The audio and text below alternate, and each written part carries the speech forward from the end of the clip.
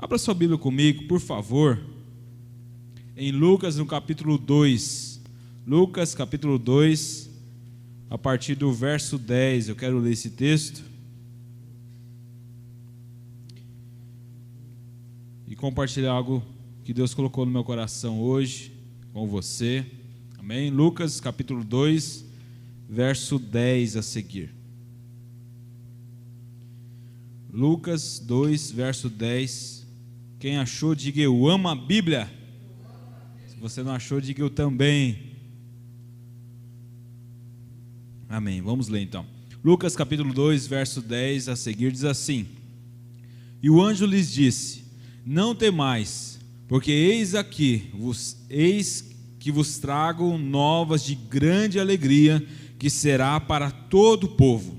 Pois na cidade de Davi vos nasceu hoje o Salvador, que é Cristo o Senhor. E isso vos será por sinal: achareis o menino envolto em panos e deitado numa manjedoura. Agora comigo o verso 7, um pouquinho antes, o verso 7. E deu à luz a seu filho primogênito, e envolveu em panos, e deitou numa manjedoura, porque não havia lugar para eles na estalagem. Fala assim: não havia lugar. Amém? Não havia lugar para eles na estalagem. Feche seus olhos, por favor. Pai, obrigado, Jesus, pela tua palavra, Senhor, que é viva e eficaz, e que através do seu Espírito Santo é capaz de convencer o homem do pecado, da justiça e do juízo. E nós estamos aqui, Senhor. Pai, pedimos uma revelação do Senhor sobre esse texto, ó Deus, que nós lemos. Pai, sobre a tua palavra, que o Senhor venha revelar para nós, que não venhamos sair daqui, ó Deus, informados apenas, mas transformados, que haja uma transformação dentro de nós, em nome de Jesus. Tu és muito bem-vindo aqui, Espírito Santo. Revela para a gente a tua palavra, nós oramos no nome de Jesus, amém e amém.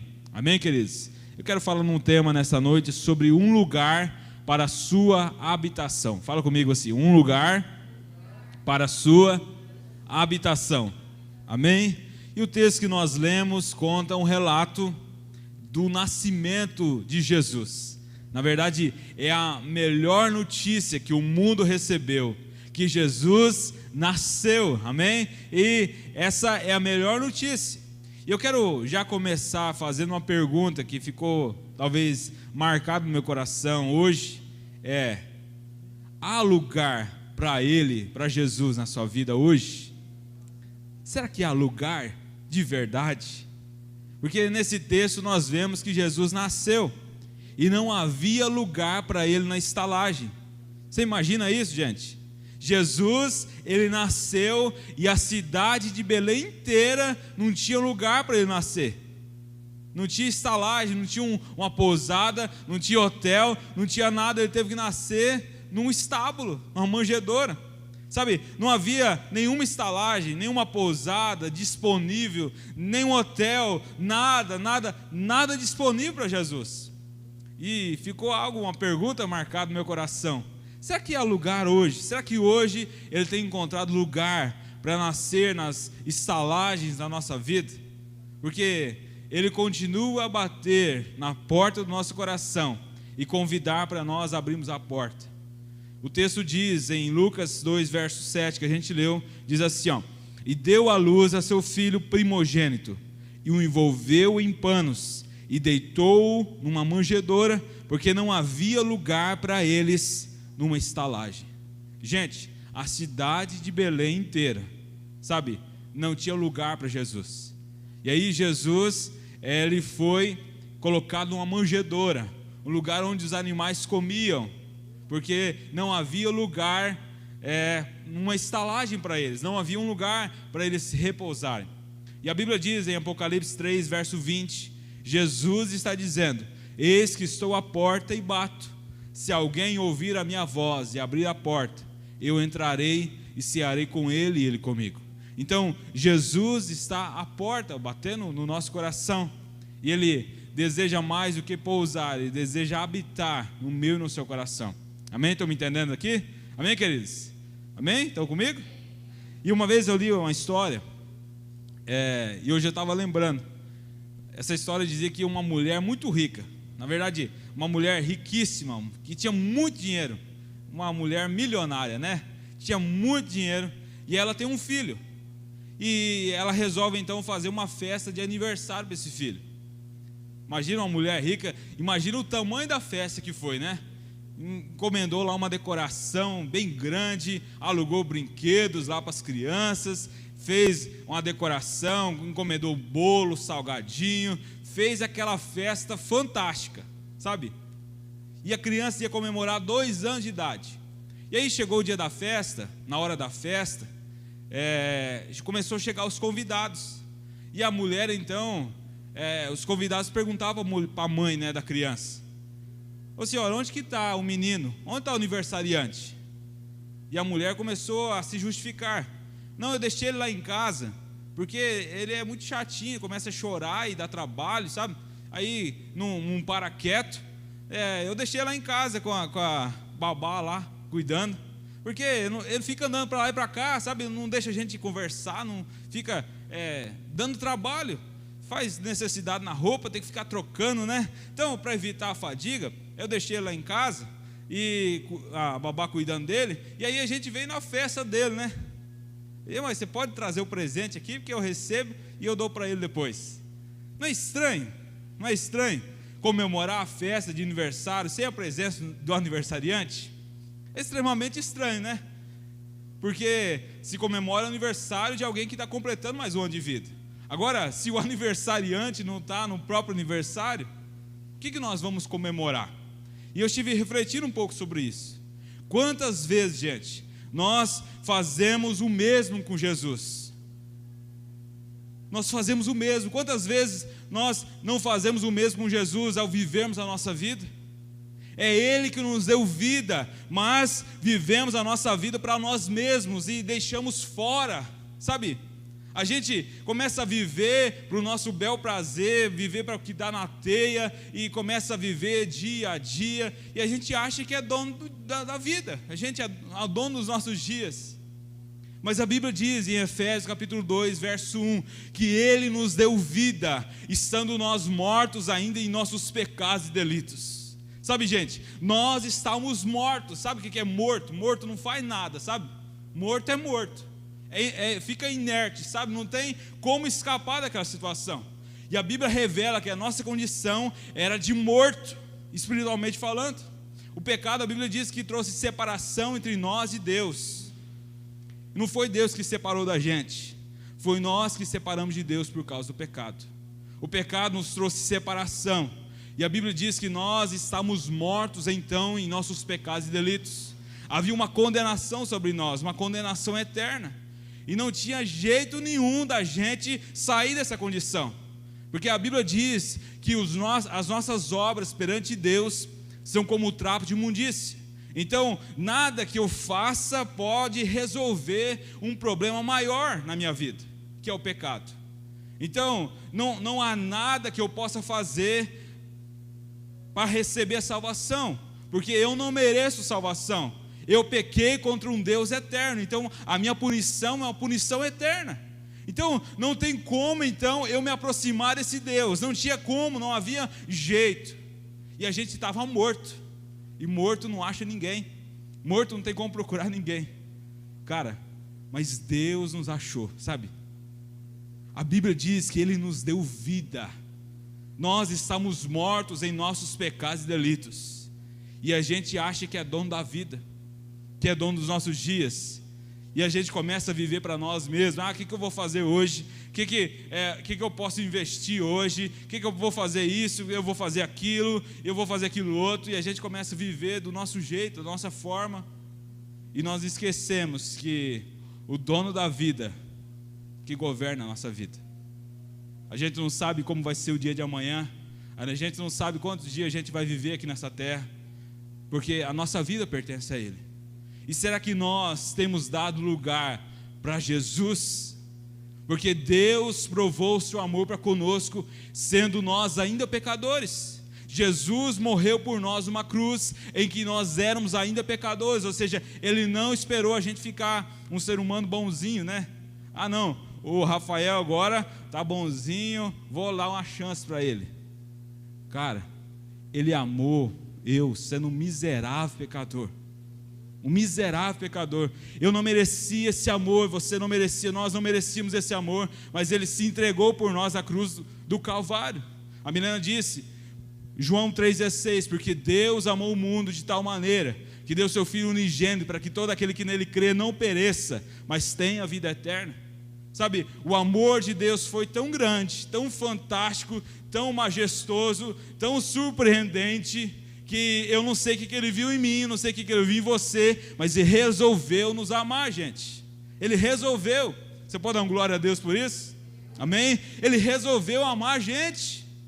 Ele resolveu morrer a morte que era para ser nossa. Sabe, Ele resolveu morrer a nossa morte.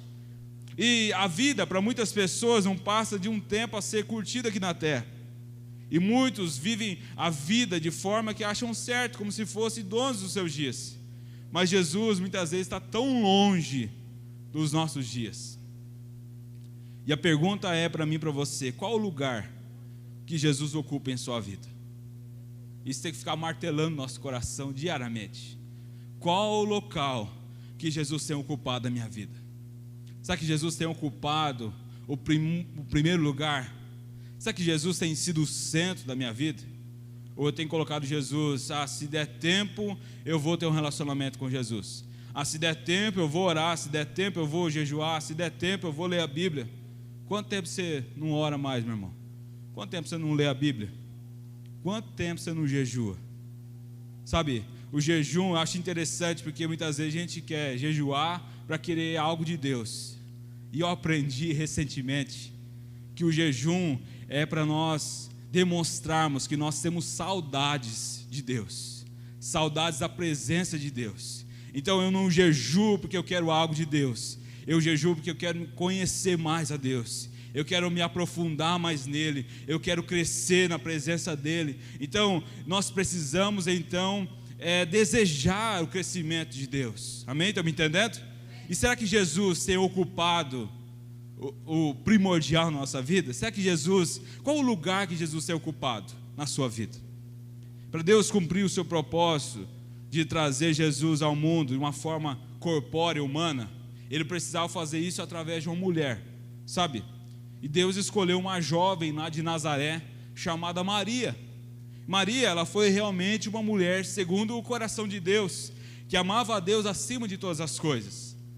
Claro que existiam outras mulheres nessa mesma condição, mas Deus escolheu Maria, amém? Então na época que Jesus estava para nascer, Israel, se você ler o contexto, o povo de Israel estava sob o domínio do Império Romano.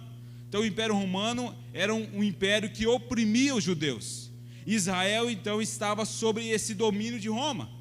E César Augusto, na época, era o imperador romano.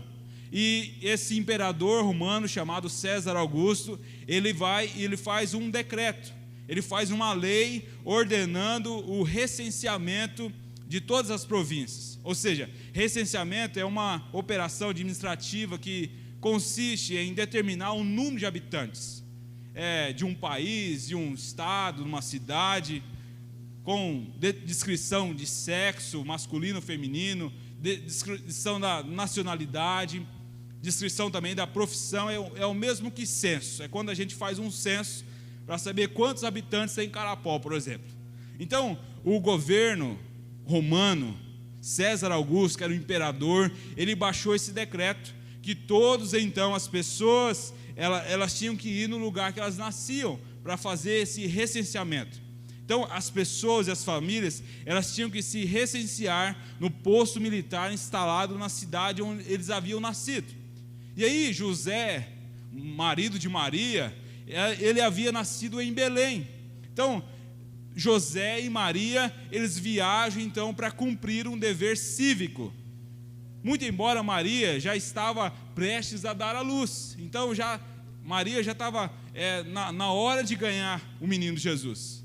Mas quando o imperador ele baixa esse decreto que todos deviam se recensear, José e Maria eles foram obrigados então a ir até Belém para cumprir ali um dever cívico, mesmo a Maria já estando prestes a ganhar o menino Jesus. E eles devem ter ficado, ter procurado, melhor dizendo, casa de familiares ali, porque José, ele era de Belém, ele morou em Belém, talvez ele nasceu lá em Belém, né? Eles tinham familiares lá, talvez tinham amigos lá, e eles devem ter procurado um lugar na casa dos familiares, um lugar na casa dos amigos, talvez algum hotel lá de Belém, que existia na época, uma pousada, né? Mas Maria já estava a começar a ter dores de parto, sabe, imagina essa cena, eles saem lá da cidade deles, e eles vão para Belém, e aí tem todo esse transtorno, ninguém abria a porta para eles, gente. Imagina, você chegar na casa do seu amigo, ô fulano, rapaz, minha esposa está prestes a dar a luz, me ajuda aí, me socorre, ninguém abria a porta para ele, gente, não tinha espaço na cidade, sabe, ninguém dava a mínima para eles. Imagina essa situação, você consegue se colocar no lugar de Maria e José? Sabe, não havia lugar para eles, gente, não tinha um lugar para que Jesus nascesse, ninguém abriu a porta para eles. O único lugar que eles encontraram pouso foi uma estrebaria no meio dos animais, sabe, o estábulo era o curral para o gado lá, então não era um lugar próprio para Jesus nascer, sabe. Eu imagino que Maria, ela deve ter feito um enxoval bem bonito, né, para Jesus, com umas mantas bonitas assim, umas cores legais. Talvez toda mulher judia, até hoje, quando ela vai ter o filho, ela borda para cobrir lá o seu bebê, borda umas mantas lá, um edredom, por exemplo, né? Ela faz algo, porque é algo maravilhoso aquele momento. E Maria, ela era mulher, e também tinha desejo de mulher e de mãe, mas agora ela estava ali numa estrebaria, no estábulo dos animais. José, ele era carpinteiro, talvez ele tinha feito um berço, né, para o menino Jesus nascer, mas agora estava longe de casa, no meio dos animais. E o texto diz que eles deitaram Jesus numa manjedoura, gente. Olha que interessante, eles deitaram Jesus numa manjedoura, o local onde os animais comiam lá, onde os animais bebiam, onde os animais se alimentavam. Manjedoura era o coxo, onde se colocava comida para os animais, nas estrebarias ali. E a estrebaria foi o único lugar que abrigou o Rei dos Reis naquela noite. Foi o único lugar. E Jesus, o Rei dos Reis, nasceu sem luxo, sem conforto e no meio dos animais. Vale lembrar que o rei é uma pessoa que exerce poder, um poder absoluto. Jesus não era qualquer pessoa, não era qualquer menino. Jesus era o Rei dos Reis.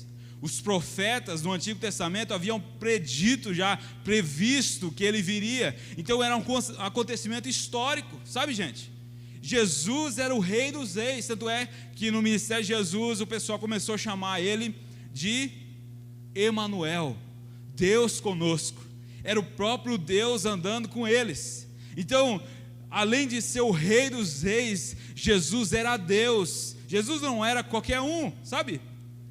Agora, o rei, ele sendo um rei terreno, ele exerce poder absoluto. É o soberano, uma nação monarca, um senhor. Mas naquela noite, quem procuraria o Rei dos Reis numa manjedoura, rodeado por animais? Quem ia imaginar que o Rei dos Reis ia nascer numa manjedoura, rodeado por animais?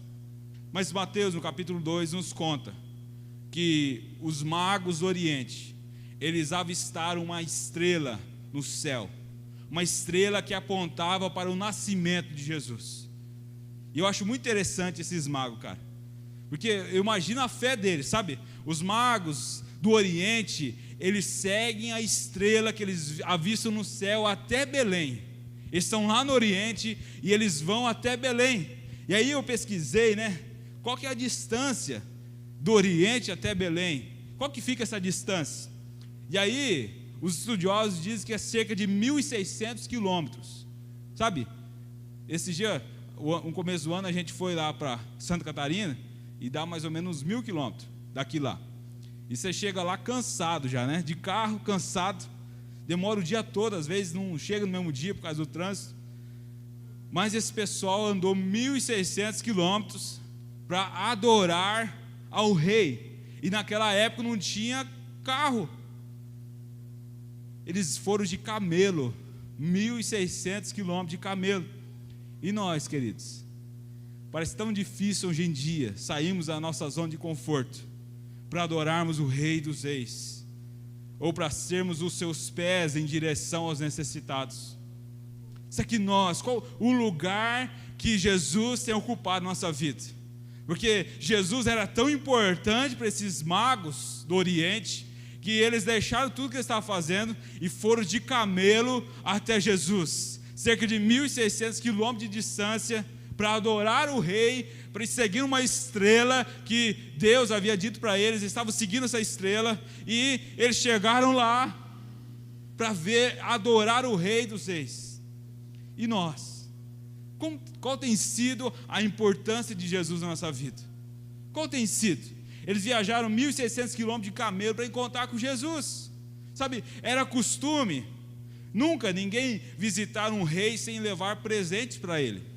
Então, os magos do Oriente, eles levaram presentes especiais para Jesus.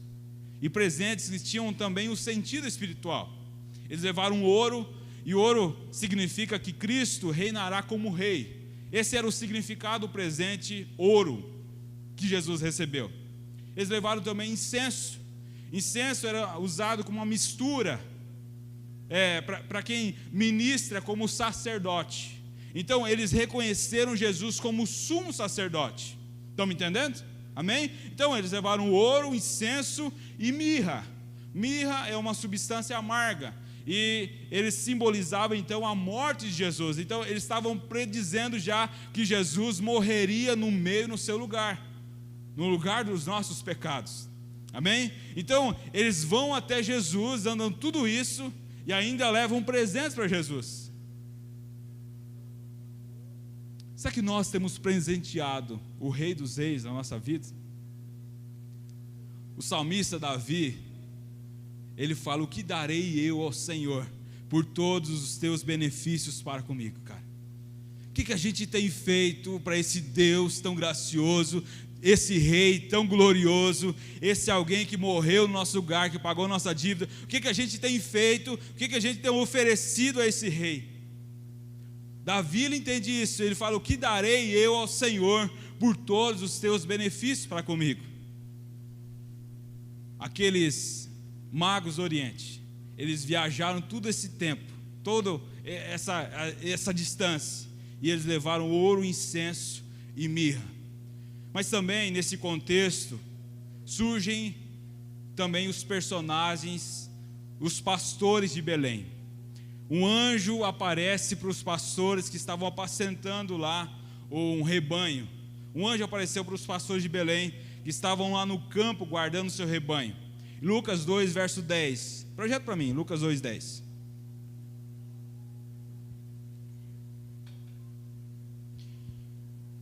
Lucas 2, 10. Lucas, isso. Olha o que diz lá. O anjo havia aparecido para esses pastores. Eles ficaram admirados. E aí o anjo começou a falar com eles. O anjo anunciou dizendo: não temais, eis aqui vos trago novas de grande alegria, e que será para todo o povo, pois na cidade de Davi vos nasceu hoje o Salvador. Sabe, gente, olha que notícia maravilhosa, porque aquele povo aguardava a vinda de Jesus. Era um acontecimento histórico. E aí o anjo aparece para esses pastores que estavam pastoreando lá o rebanho. Aparece para eles e fala: olha, eu trago novas de grande alegria, que será para todo o povo. Não é só para vocês, mas para mim e para você que está aqui hoje. Amém? Estão me entendendo? Para todo o povo. Pois na cidade de Davi vos nasceu hoje o Salvador.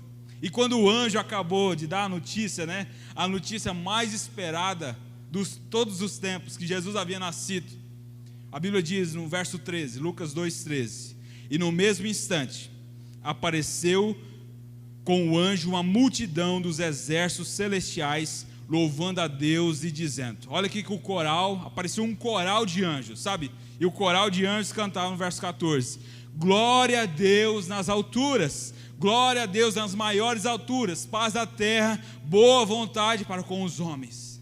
Houve um coral, é uma festa do nascimento de Jesus. Então, Jesus foi gerado pelo Altíssimo, numa jovem limpa, pura, mas ele veio ao mundo num lugar imundo. Jesus, ele foi gerado pelo Altíssimo, pelo Espírito Santo, através de uma jovem limpa, jovem pura, mas veio ao mundo num lugar imundo. Nascer numa estrebaria, gente, é sinal de humilhação. Os presépios de hoje, né, nos mostram um ambiente limpinho, todo bonito, lindo, decorado, cheio de luzinha de Natal. Sempre na véspera do Natal, está lá um monte de presépio bonito, né? Ah, é um presépio bonito. Mas os tempos de Jesus era nada mais, nada menos do que 4 paredinhas toscas, assim, bem feias, suja, um piso tudo sujo, cheio de cocô de animal, uma cobertura precária, escura, um estábulo sujo, horrível. E Jesus se humilhou a si mesmo para nos dar vida. Eu quero que você entenda isso, amém? Deus, ele se tornou homem, fazendo-se pobre, sofrendo as influências do pecado, ali na cruz, num lugar maldito, tudo por amor a mim e para você. E Paulo diz, quando do nascimento de Jesus, Paulo vai dizer, e ao ministério de Jesus, lá em Filipenses 2, verso 6, Paulo vai dizer assim, ó, que sendo em forma de Deus, não teve por usurpação ser igual a Deus, mas esvaziou-se a si mesmo, tomando a forma de servos, fazendo-se semelhante aos homens, e achando na forma de homem, humilhou-se a si mesmo, sendo obediente até a morte, e morte de cruz. Sabe, Deus envia Jesus. Jesus era seu filho amado, seu único filho, e Jesus era Deus, amém? Fala comigo, Jesus era Deus, amém? Então Jesus, sendo Deus, não teve por usurpação ser igual a Deus, mas ele se esvaziou, esvaziou-se a si mesmo, tomando a forma de servo, fazendo-se semelhante aos homens, e achando na forma de homem, ele vai e humilha-se a si mesmo, sendo obediente até a morte, e morte de cruz. Cara, 2 Coríntios 8, 9, diz assim, ó: pois conheceis a graça de nosso Senhor Jesus Cristo, que sendo rico, se fez pobre, por amor de vós, para que pela sua pobreza vos tornasseis ricos. Cara, Jesus sendo rico, se fez pobre, por amor a mim, amor a você. Você pode entender isso? Amém? Você consegue entender a grandeza disso? Agora, 2 Coríntios 5, 21, Paulo vai dizer ainda: aquele que não conheceu o pecado, o fez pecado por nós, para que nele fôssemos feitos justiça de Deus. Jesus era Deus, alguém santo, justo, puro e imaculado, que não tinha pecado algum. E esse Jesus, ele veio, aquele que não conheceu o pecado, ele se fez pecado por nós, para que nele fôssemos feitos justiça de Deus. Olha o que Jesus fez por nós. Em Gálatas 3, verso 13, Paulo ainda vai dizer aos Gálatas: Cristo nos resgatou da maldição da lei, fazendo-se maldição por nós, porque está escrito: maldito todo aquele que foi pendurado no madeiro.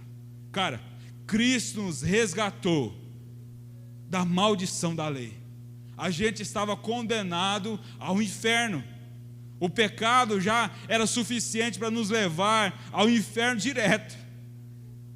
Mas Ele veio e nos resgatou dessa maldição da lei.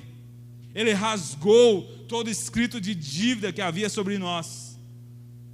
Estão me entendendo? Amém? E se Jesus nasceu num lugar como um estábulo, um lugar sujo, Ele também pode nascer em cada coração que o receba nessa noite. Porque Deus deu uma promessa maravilhosa. Isaías capítulo 1, verso 18, vai dizer assim: assim diz o Senhor, ainda que os vossos pecados sejam como escarlata, eles se tornarão brancos como a neve, ainda que sejam vermelhos como o carmesim, se tornarão brancos como a lã pura. Cara, olha a promessa que Deus faz para a gente. Escarlata e carmesim eram cores fortes. Suas cores, quando fixava no tecido assim, era impossível que fosse desbotado. Então era uma cor muito forte. Mas Isaías está dizendo que o sangue de Jesus tem poder de limpar qualquer que seja o pecado. Amém? Qualquer que seja, os nossos pecados foram levados sobre ele na cruz do Calvário. Isaías 53, verso 4 vai dizer que verdadeiramente ele tomou sobre si as nossas enfermidades e as nossas dores levou sobre si, e nós o reputamos por aflito, ferido de Deus e oprimido, mas ele foi ferido por causa das nossas transgressões e moído por causa das nossas iniquidades. O castigo que nos traz a paz estava sobre ele, e pelas suas pisaduras fomos sarados. Sabe, gente, olha o que Jesus fez por mim e por você. Todos os que estão em Cristo tiveram as suas vestes lavadas. Quando nós vamos a Jesus, nós recebemos vida, e as nossas vestes são lavadas pelo sangue do Cordeiro. Você pode dar uma glória a Deus por isso? Amém? Apocalipse 7, verso 13, a parte B vai dizer, e estes que estão vestidos de vestes brancas, quem são e de onde vieram? Verso 14, a parte B, estes são os que vieram de grande tribulação, lavaram as suas vestes e as branquearam no sangue do Cordeiro. O sangue de Jesus nos purifica de todo pecado. Cara, Jesus não teve nada de valor humano aqui na terra. E algum tempo atrás eu li um poema de Natal que ficou marcado na minha história. Um poema muito bonito, eu quero compartilhar com você hoje. Esse poema de Natal, ele diz assim, o título dele era Nada Era Dele. E o poema dizia: disse o poeta um dia, fazendo referência ao mestre amado, o berço que ele usou na estrebaria, por acaso era dele? Não, era emprestado. E o manso jumentinho em que em Jerusalém chegou montado, e palmas que receberam pelo caminho, por acaso eram dele? Era emprestado. E o pão suave que foi por seu amor multiplicado, alimentando toda a multidão, por acaso era dele? Não, era emprestado. E os peixes que comeu junto ao lago e ficou alimentado, esse prato era seu?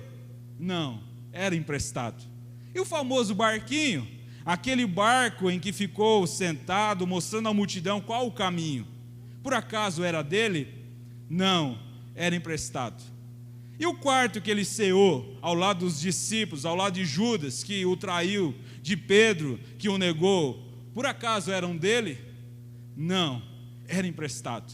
E o berço tumular, que depois do Calvário foi usado de onde havia de ressuscitar, o túmulo era dele? Não, era emprestado. Sabe, mas eu tenho um questionamento a fazer nesse poema aqui. O poema diz que o berço, o jumentinho, o suave pão, os peixes, o barquinho, o quarto, a sepultura, não eram de Jesus. Mas nós aprendemos através da Bíblia. João vai dizer que por ele e por meio dele foram feitas todas as coisas, e sem ele nada do que foi feito se fez. Então, nós aprendemos a Bíblia que eram sim dele a partir da criação, pois ele os criou, amém? Jesus estava lá na criação, no jardim do Éden. Jesus já estava lá, já existia, e ele existe eternamente, amém? Eu quero que você entenda isso. Então ele mesmo criou isso. Mas eu quero que você entenda algo, que a coroa que cravaram na fronte da cabeça de Jesus, e também a cruz que ele usou, aquela rude cruz, aquela cruz negra, mesquinha, onde os meus e os seus pecados foram expiados por Jesus naquela cruz. Essa cruz, essa coroa, isso não era dele, gente. Isso não era de Jesus. Essa cruz era minha. essa cruz era sua. Essa era a nossa cruz. Porque quando Jesus vai ser crucificado, aparece um personagem chamado Barrabás. Diante de Pilatos, ele ia soltar um dos prisioneiros, e aí estava uma discrepância entre duas pessoas. Um era Jesus, alguém santo, justo, puro, imaculado, alguém que nunca havia pecado, alguém que pelo contrário, pessoas, alguém que nunca tinha matado ninguém, mas que ressuscitava mortos, alguém que nunca tinha ferido alguém, mas que curava pessoas, paralíticos andavam, sabe, cegos viam, alguém maravilhoso, a ponto dele ser chamado Emanuel, Deus conosco. Então nós temos uma discrepância muito grande, porque Jesus, alguém que era Deus, e de outro lado, um cara chamado Barrabás, um pecador, um assassino, um miserável, um terrorista, um ladrão. Sabe, existe uma diferença muito grande entre esses dois personagens. E a teologia, a história, melhor dizendo, nos conta que quando alguém ia para ser crucificado, porque a morte naquela época, a forma de execução de uma pena, eles crucificavam as pessoas. Então, a história nos diz que quando alguém ia ser crucificado, eles pegavam então o crucificador, aquele que ia executar aquela pessoa, essa pessoa ia até a prisão onde a pessoa estava presa e media os braços, né? Media o tamanho dos braços do prisioneiro, a altura do prisioneiro, porque a cruz era confeccionada sobre tamanho, sobre medida, né? A execução era feita sobre medida. E aí eles mediam então os braços, a altura, o local da palma das mãos, e eles mediam tudo certinho e furavam no local onde ia ser pregado os cravos. Então eles já tinham feito isso com Barrabás. É interessante isso. Eles já tinham feito isso com Barrabás, e Barrabás tinha ciência disso, que a cruz já estava pronta para ele. Só que aí Pilatos, ele lava as mãos e ele fala para o povo: quem vocês querem que eu solte? Jesus, chamado Cristo, ou Barrabás? Um assassino, um terrorista, um ladrão. E diante da discrepância entre os dois, as pessoas escolhem Barrabás para ser solto. Cara, e Jesus pega aquela cruz que não era dele, aquela cruz que simboliza o pecado, sabe? Barrabás já estava com a cruz pronta para ele. A cruz era de Barrabás, mas nesse interim, a cruz era para mim e para você. Eu quero que você entenda isso. A cruz era para nós. Nós éramos para sermos crucificados, mortos. Essa era a nossa sentença. Mas ele morreu a nossa morte para que pudéssemos viver a vida dele. Estão me entendendo, gente? Estão me entendendo?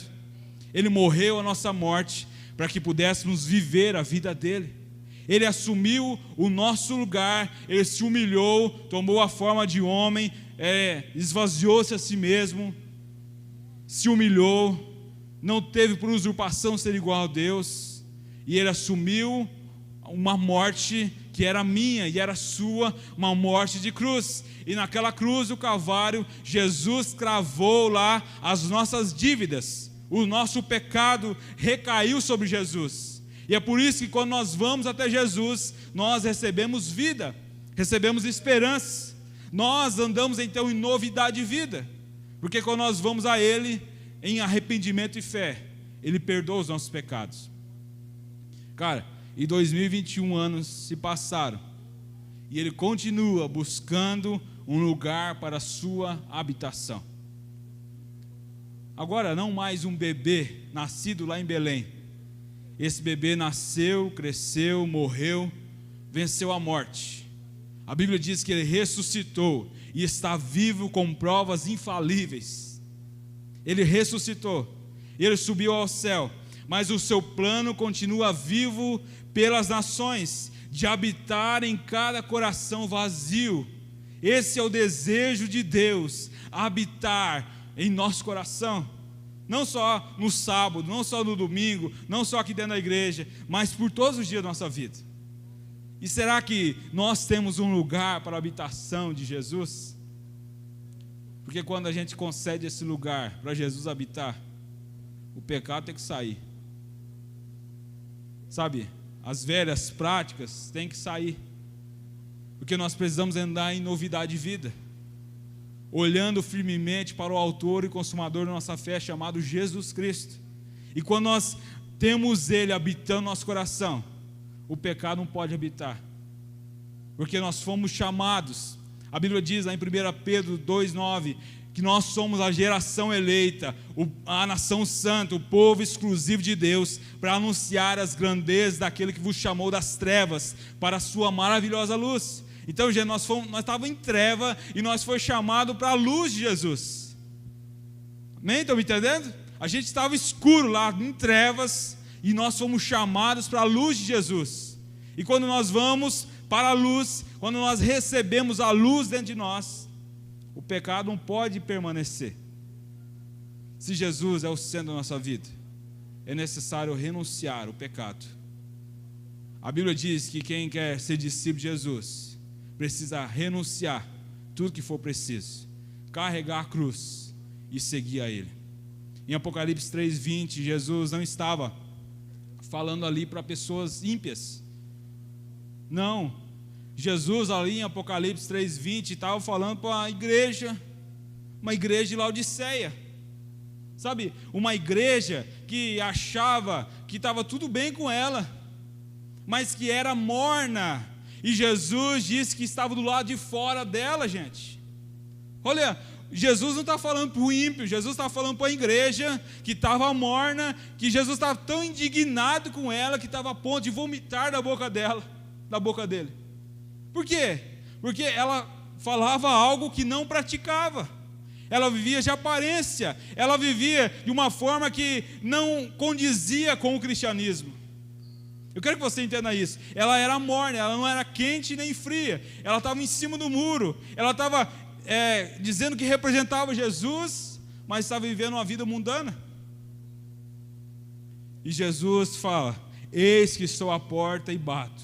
Se alguém ouvir a minha voz, cara, e abrir a porta, eu entrarei, cearei com ele e ele comigo. Jesus estava do lado de fora dessa igreja. Jesus quer um local para Ele habitar nessa noite, sabe?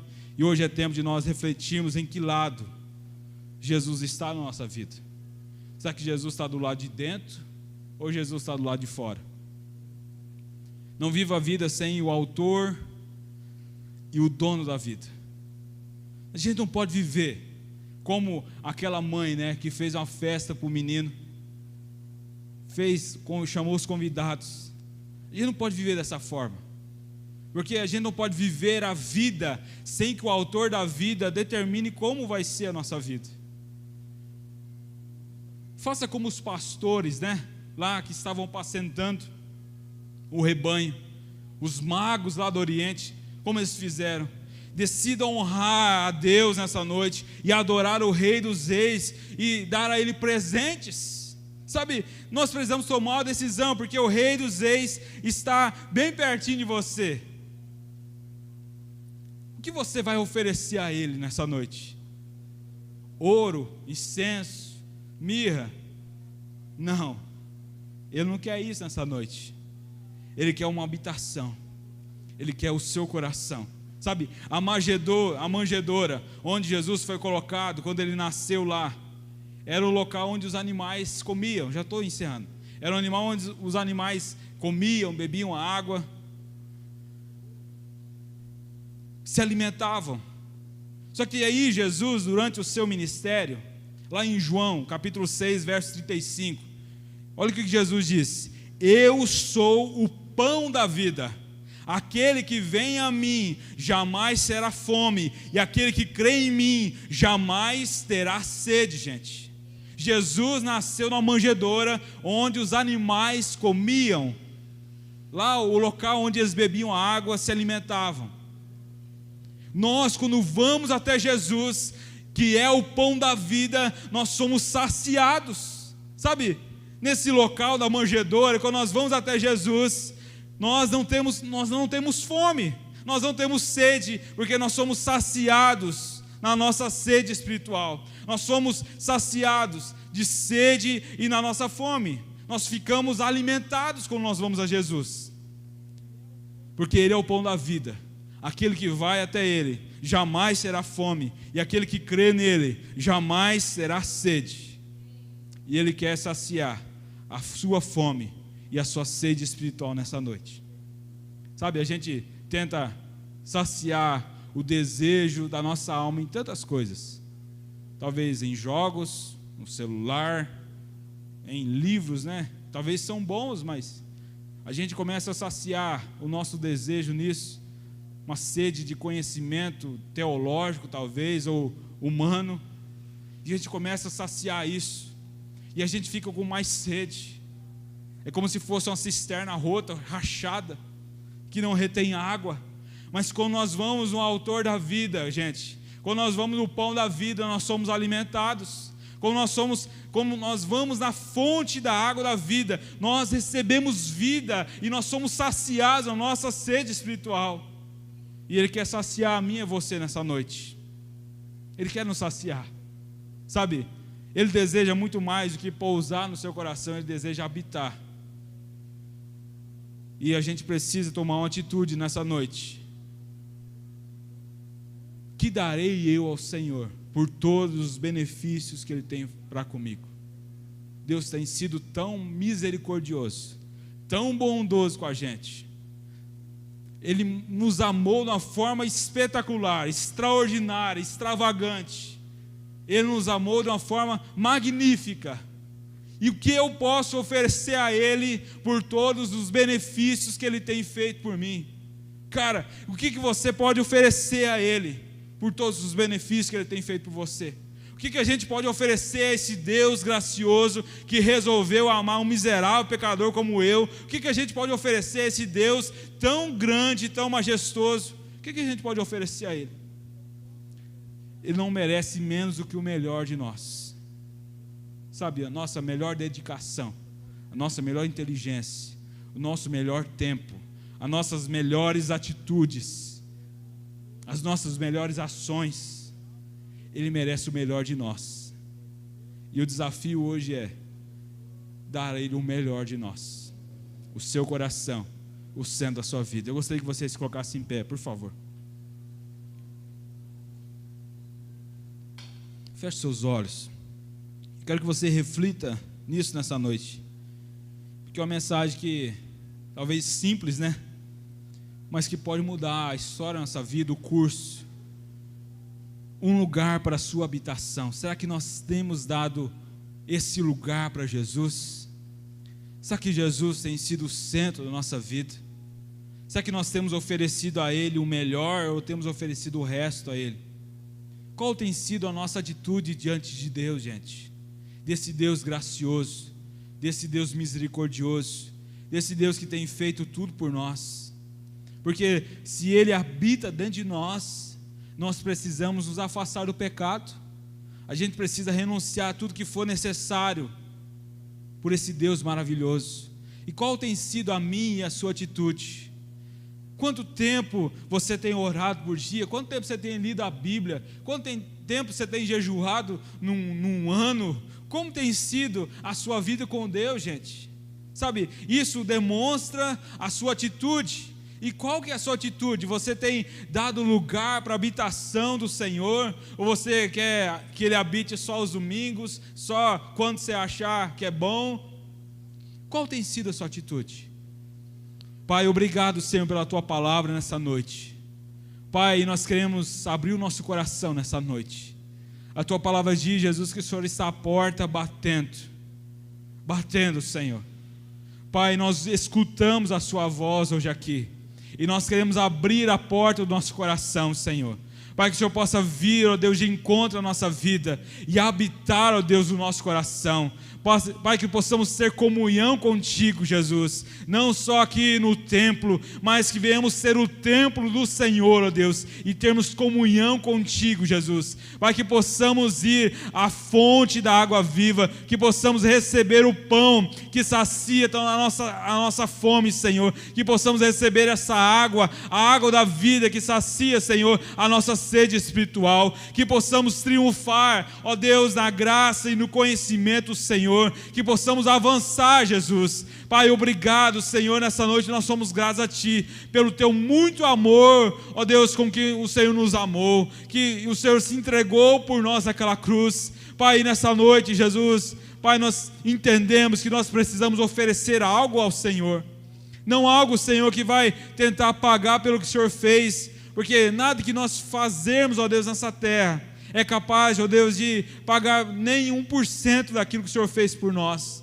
Pai, o que nós queremos fazer nessa noite é um ato de honra ao Senhor, um ato de gratidão, um ato, Senhor, Pai, de bondade a tudo que o Senhor tem feito por nós. O que darei eu ao Senhor por todos os Teus benefícios para comigo? Pai, que possamos oferecer a Ti o nosso melhor, a nossa melhor adoração, o nosso melhor louvor, a nossa melhor gratidão, o nosso melhor talento, a nossa melhor adoração, o nosso melhor esforço, ó Deus, as nossas melhores ações, as nossas melhores atitudes, para que nós venhamos ser o melhor filho, que venhamos ser o melhor funcionário, o melhor patrão, que venhamos ser, ó Deus, o melhor esposo, a melhor esposa, que venhamos ser o melhor pai, a melhor mãe, que venhamos, ó Deus, fazer a diferença por onde nós formos, para sermos o sal da terra e a luz do mundo, Jesus, não porque nós somos bons, mas porque o Senhor foi bom para conosco, em um ato de gratidão, ó Deus, em um ato de honra, queremos oferecer a Ti o nosso melhor, Deus, o nosso coração, que o Senhor possa habitar dentro de nós, ó Deus, e que possamos ser, ó Deus, o Teu tabernáculo, que possamos ser, ó Deus, um lugar para o Senhor habitar, ó Deus, na nossa vida, Jesus, que possamos, Senhor, ser este lugar, que o Senhor possa encontrar, ó Deus, no nosso coração, repouso, ó Deus, nessa noite, que venhamos, ó Deus, que o Senhor possa encontrar morada na nossa vida, um lugar para habitação, Pai, e que o Senhor possa, ao habitar, Jesus, nos tornar parecidos contigo. Esse é o desejo do nosso coração, Senhor, para que possamos nos tornar parecidos com o Senhor, renunciar, ó Deus, tudo aquilo que não provém de Ti, todas as práticas pecaminosas, Senhor, renunciar tudo, Senhor, que for necessário, carregar a nossa cruz e olhar firmemente para o autor e consumador da nossa fé, que é o Senhor Jesus Cristo, que possamos, Senhor, viver uma vida de excelência, uma vida de um cristão autêntico, Deus, que não venhamos ser como a igreja de Laodiceia, Pai, que se dizia uma igreja boa, que se dizia alguém que era santo, mas que na verdade, ó Deus, o Senhor estava a ponto de vomitar, ó Deus, ela da boca, porque ela era morna, ela não era quente nem fria, Senhor, para que não venhamos ser mornos, espiritualmente falando, para que não venhamos, Senhor, Pai, parecer um crente, ter a fisionomia de um crente, Pai, mas no nosso coração, o Senhor conhecer e saber que nós somos, ó Deus, da mesma forma que as pessoas ímpias são, Jesus. Pai, que nós venhamos fazer a diferença, não só de aparência, mas que o Senhor possa olhar para dentro de nós e ver em nós um filho parecido com Jesus, alguém que é semelhante a Jesus, uma cópia de Jesus. Pai, que o Senhor possa, ó Deus, trazer crescimento sobre as nossas vidas, que venhamos deixar de ser uma criança espiritual e venhamos passar, ó Deus, a sermos filhos maduros do Senhor, filhos ruiós, filhos maduros do Senhor. Ó Deus, que o Senhor possa fazer com que nós venhamos crescer na graça, no conhecimento e nos aproximar, ó Deus, mais do Senhor. Revela-nos, ó Deus, a Tua glória. Revela-nos, papai, a Sua graça sobre a nossa vida, e que venhamos ficar constrangidos, ó Deus, pelo tamanho amor, pela tamanha misericórdia sobre a nossa vida. É a nossa oração, no nome de Jesus, amém e amém. Você pode dar uma salva de palmas, Senhor Jesus?